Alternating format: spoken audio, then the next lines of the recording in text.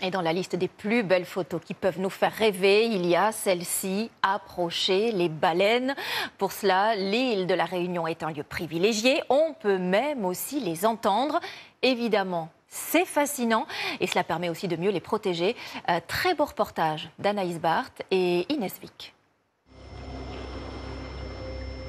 Elles ont quitté les eaux glaciales de l'Antarctique et parcouru des milliers de kilomètres pour atteindre l'île de la Réunion.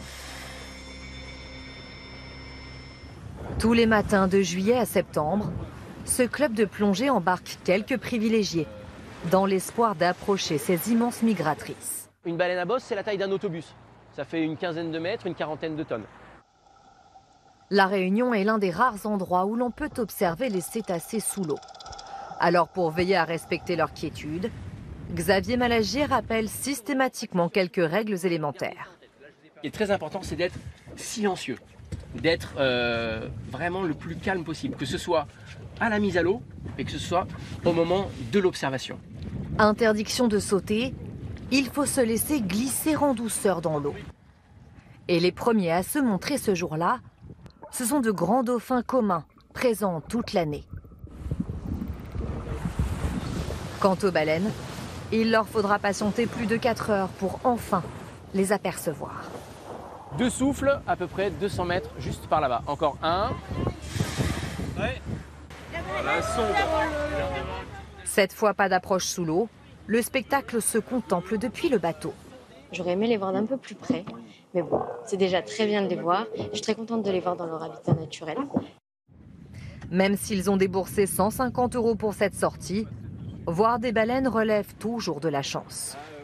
C'est la nature qui décide. Nous, on peut essayer de faire 90% du boulot. Les 10 derniers, ce sera toujours elle qui décidera. Et c'est comme ça qu'il faut qu'on l'accepte. Et c'est ce qui rend les choses encore plus belles. Depuis le début des années 2000 et la fin de la chasse industrielle, les baleines à bosse sont de plus en plus nombreuses dans l'océan Indien et viennent à la Réunion se reproduire et mettre au monde leurs petits. Mais l'animal reste encore énigmatique. Ces scientifiques espèrent bien percer certains de leurs mystères, notamment grâce à cet hydrophone.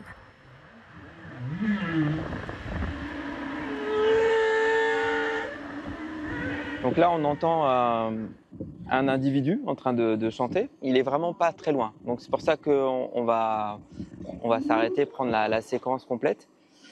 Il est probablement dans un rayon de quelques centaines de mètres. Et cela peut durer plus d'une demi-heure. Ces vocalises seraient propres au mâle, une sorte de parade de séduction.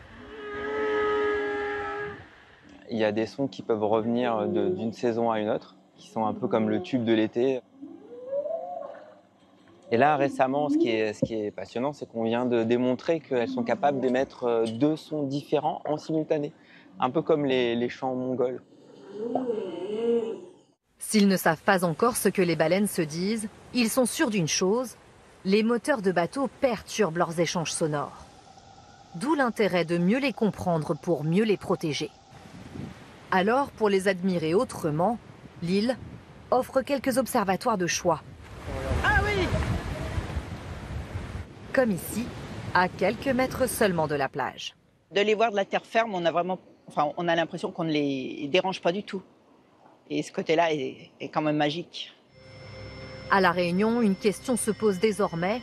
Comment mieux encadrer et réduire les activités touristiques autour des baleines, notamment les plus vulnérables, comme les mères et leurs baleineaux?